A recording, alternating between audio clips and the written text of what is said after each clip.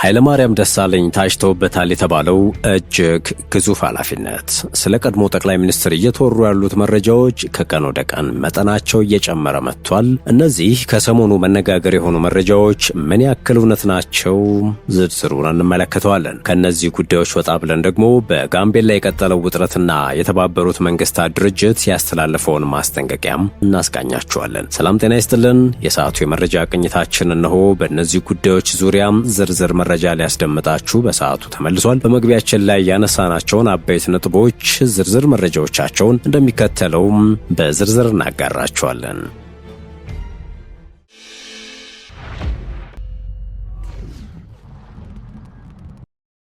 Thank you, Kadu. This is an opportunity for me to talk about my childhood and my human. I think it's very important. As you said, most people do not focus on that we are human beings and we have story to tell. እኚህ የቀድሞ ጠቅላይ ሚኒስትር አቶ ኃይለማርያም ደሳለኝ ቦሼ ከጥቂት ዓመታት በፊት ስለ አስተዳደጋቸውና የትምህርት ጉዟቸው ከአንድ ዓለም አቀፍ መገናኛ ብዙሃን ጋር አድርገውት በነበረ ቃለ ምልልስ የህይወት ጉዟቸውን በተመለከተ የሰጡት ሐሳብ ነበረ። ይህን የህይወት ቃል ካገኛችሁበት ከኢየሱስ ስም ሌላ የሚሰብክ ካለ የተረገመ ይሁን። እግዚአብሔር ከዛ አይነት እርግማን ያወጣል። ሃሌሉያ!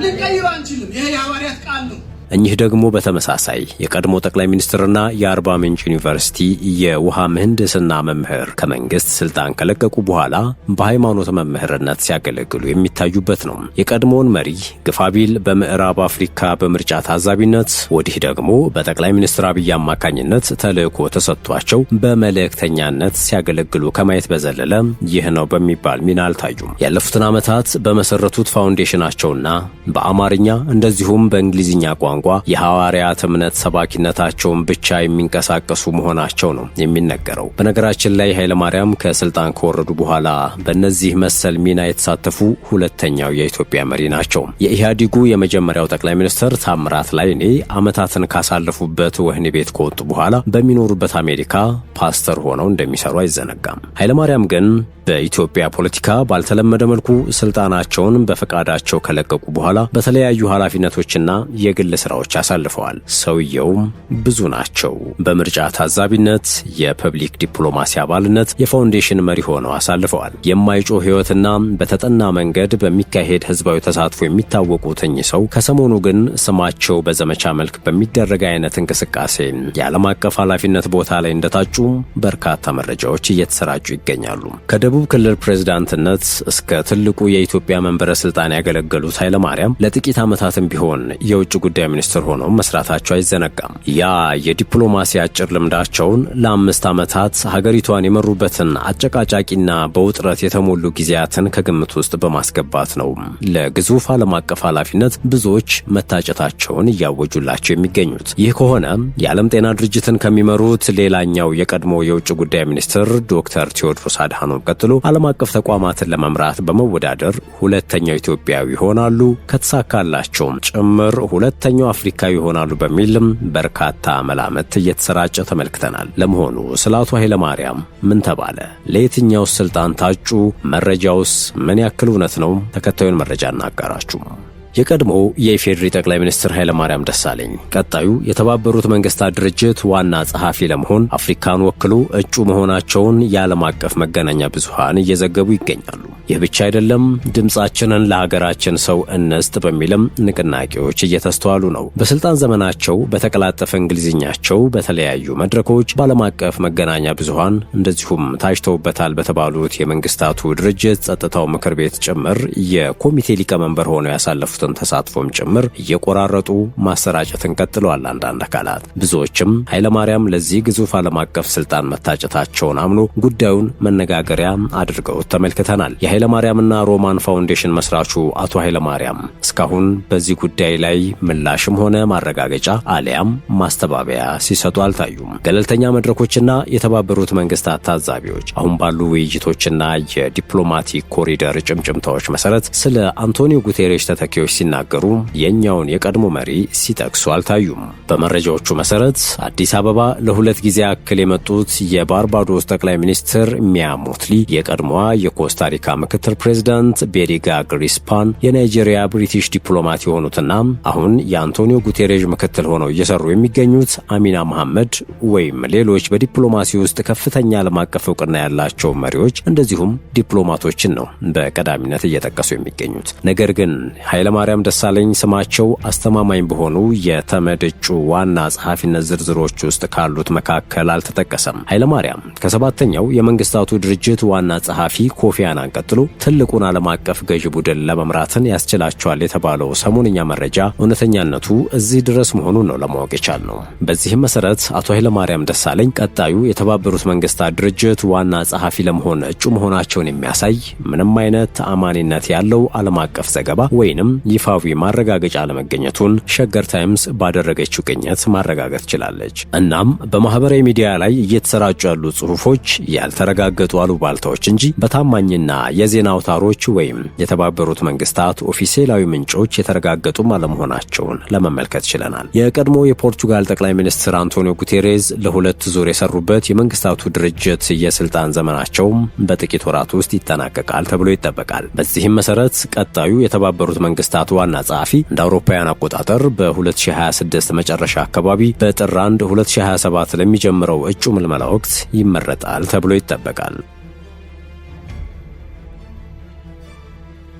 ወደ ሌላኛው የመረጃ ቅኝታችን ትኩረት እናምራችሁም። በጋምቤላ የቀጠለው ውጥረትና የተባበሩት መንግስታት ድርጅት ያስተላለፈውን ውሳኔ እናገኛለን። የተባበሩት መንግስታት ድርጅት የስደተኞች ጉዳይ ከፍተኛ ኮሚሽን ወይም በምህጻረ ቃሉ ዩኤንኤችሲአር በጋምቤላ ክልል የተጠለሉ ስደተኞች ላይ በማነጣጠር በማህበራዊ ሚዲያዎች የሚሰራጩ የተሳሳቱ መረጃዎች በእጅጉ አሳስበውኛል ብሏል። ለሁኔታው በአፋጣኝ መፍትሄ ካልተበጀለት በአካባቢው ውጥረትን ሊያባብስ እንደሚችል ድርጅቱ አስጠንቅቋል።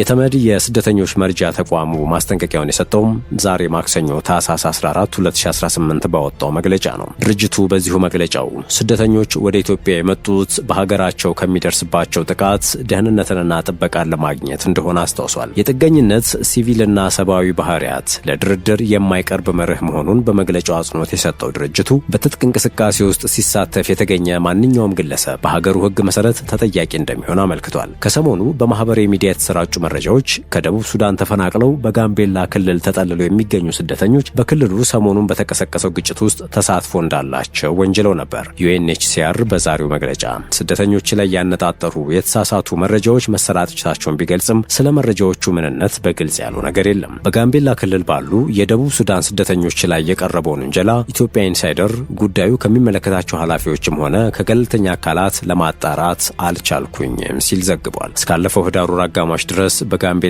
ክልል ተጠልለው የሚገኙ ስደተኞች ብዛት 482981 እንደሆነም ከተመድ የተገኘው መረጃ ያመላክታል። ስደተኞቹም በክልሉ በሚገኙ ንጉኑኤል፣ ሲርኪዲ፣ ኩሌ፣ ጀዊና አኩላ በተባሉ 5 መጠለያ ጣቢያዎች ተጠልለው ይገኛሉ። የተመድ የስደተኞች መርጃ ተቋም በዛሬ መግለጫው በጋምቤላ ከሰሞኑ በተፈጠረው ሁኔታ ምክንያት ለስደተኞች የሚሰጠውን የምግብና የውሃ አቅርቦትን ጨምሮ አንዳንድ አገልግሎቶችን በጊዜያዊነት ለማቋረጥ መገደዱን አስታውቋል። ሁኔታዎች ሲፈቅዱ አገልግሎቱን እንደሚያስቀጥልም ጠቁሟል። በጋምቤላ ክልል የተለያዩ አካባቢዎች ባለፉት 2 ሳምንታት በተቀሰቀሰ ግጭትና የጸጥታ መደፍረስ የአገልግሎት ሰጪ ተቋማት መደበኛ እንቅስቃሴ መቆሙን ነዋሪዎች ገልጸዋል። የኢትዮጵያ ሰብአዊ መብቶች ኮሚሽን ከትላንት በስቲያ ባወጣው መግለጫም ይህንን እውነት አረጋግጧል። በክልሉ ከስደተኞች ጋር በተያያዘ ያለውን ሁኔታ በቅርበት እየተከታተለ መሆኑን ዩኤንኤችሲአር ባወጣው መግለጫው ላይ አስታውቋል። የስደተኞቹን የአስተናጋጆቻቸውንና የሰብአዊ ሰራተኞች ደህንነትን ለማስጠበቅ ከባለስልጣናት ጋር በመተባበር እየሰራ መሆኑንም ገልጿል። በጋምቤላ ያለው ሁኔታ በሰላማዊ መንገድ እንዲፈታ ጥሪ ያቀረበው ድርጅቱ ስደተኞችንና አስተናጋጅ ማህበረሰቦችን አደጋ ላይ ከሚጥል የጥላቻ ንግግር እንዲታቀቡ ለሁሉም ሰው መልእክቱን አስተላልፏል። ለመሆኑም የተባበሩት መንግስታት ድርጅት ሰሞንኛ ማስጠንቀቂያ መነሻው ከየት ነው? ሪፖርተር ጋዜጣ በእንግሊዝኛው እትሙ ባሳለፍነው ሳምንት መጨረሻ ላይ ይዞት በወጣው መረጃ መሰረት ወደ ጋምቤላ ከስደተኞች ባለፈ በተፈናቃይ ስም የታጠቁ ኃይሎችም እየገቡ ነው ሲል አስነብቧል። የዜና ምንጩ በወቅቱ ባሰራጨው ዘገባ ያለፉት 2 ሳምንታት ለጋምቤላ ፈታኝ ቀናት ነበሩ። ያለማቋረጥ ከተማዋና ዙሪያዋ በተኩስ ሲናጡ ከርመዋል። የዚህ ሁከት መነሻ ናቸው በሚል ነዋሪዎች ለጋዜጣው በሰጡት ማረጋገጫ ከመጠን ያለፈ ሙስና፣ ለሰብአዊ እርዳታ የሚደርስን እርዳታ ለመቀራመት የሚደረግ መራኮት፣ እንደዚሁም በደቡብ ሱዳን ተፈናቃዮች ስም የታጠቁ ኃይሎች ወደ ክልሉ በስፋት መግባትና ግጭት እንዲሁም የብሔር ፖለቲካው እንዲጦፍ ማድረግ የሚሉት ዋነኞቹ ናቸው። ይህ ደግሞ በብሔር ውጥረት ስጋት ውስጥ ያለውንና ከወደ ሱዳን በሚገቡ ስደተኞች የተጨናነቀውን ክልል ጸጥታውን የባሰ አወሳስቦታል። ሀብታምና ያልተነካ ሀብት አለው የሚባለው ክልል ከዚሁ ጥንቅጥ ለማውጣትም የፌዴራል ኃይል በቂ አቅም ማንቀሳቀሱ እየተነገረ ይገኛል። ምንጮች ግጭቱ የጀመረው የዛሬ 2 ሳምንት ነው ያሉ ሲሆን የኒዌር ጎሳ አባል የሆነ የንግድ ባንክ ቅርንጫፍ ስራ አስኪያጅ መገደሉ ከተሰማ ማግስት መዲናዋን ጋምቤላ ከተማን ከሌሎች አካባቢዎች ጋር የሚያገናኙ ሁሉም አይነት መንገዶች መዘጋታቸውም ተሰምቷል። ከጥቂት ቀናት በኋላ ደግሞ የአኟክ አባል የሆነ የፖሊስ ኮማንደር ባልታወቁ ሰዎች ተገደለ።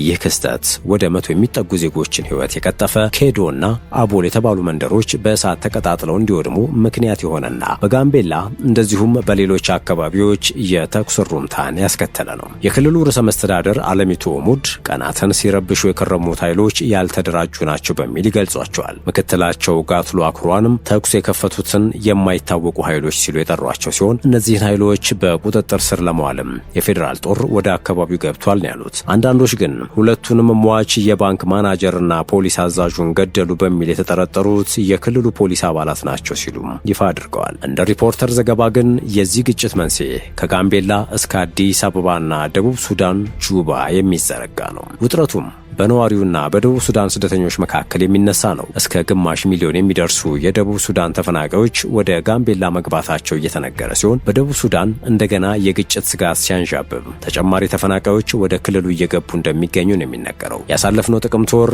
በደቡብ ሱዳን የፖለቲካ አለመረጋጋት፣ አስፈሪ ሰብአዊ ቀውስና የጎሳ ግጭት ሊያገረሽ እንደሚችል ተመድ አስጠንቅቆ ነበር። ምክንያቱ ደግሞ የሀገሪቱ ፕሬዝዳንት ሳልቫኪር ማያርዲት ምክትላቸውን ሬክ ማቻርን ከስልጣን አንስተው ወደ እስር ቤት ካስገቡ በኋላ ነው። በዚህ መነሻ ወትሮውንም የተጨናነቀው ጋምቤላ ክልል ከደቡብ ሱዳን በርካታ ስደተኞች ዘልቀው እንዲገቡ ምክንያት ሆኗል። በክልሉ የሚገኘው ካምፕ ከመጠን በላይ ስደተኞችን እያስተናገደ ይገኛል። ከዚህ በተጨማሪም በስደተኛ ሽፋን የደቡብ ሱዳን ታጣቂዎችም ወደ ክልሉ መግባታቸውን ሪፖርተር ዘግቧል። ድንበር አልፈው ወደ ጋምቤላ ገብተዋል ከተባሉ ታጣቂዎች መካከል የነጩ ጦር ወይም ዋይት አርሚና ኤስፒኤልኤም አይኦ የተሰኙ ታጣቂዎች አባላት ይገኙበታል። ይህ የድንበር ዘለል ስደተኞችና ታጣቂዎች እንቅስቃሴ ነው በጋምቤላ ከፍተኛ የሆነ የጸጥታ ስጋት የደቀነው። ዓለም አቀፍ ረጅ ድርጅቶች በቂ ሰብአዊ ድጋፍ እያቀረቡ አለመሆናቸው ደግሞ ሌላኛው ስጋት ነው ተብሏል። የተባበሩት መንግስታት ድርጅት ግን በስደተኞች ላይ እየተሰራጨ ያለው መረጃ አሳስቦኛል ሲል ነው ያደረገው። የተከበራችሁ የሸገር ታይምስ ቤተሰቦች ለሰዓቱ የያዝነው የመረጃ ቅኝታችን የተከታተላችሁን ይመስል ነበረ። በያላችሁበት ሰናይ ጊዜ።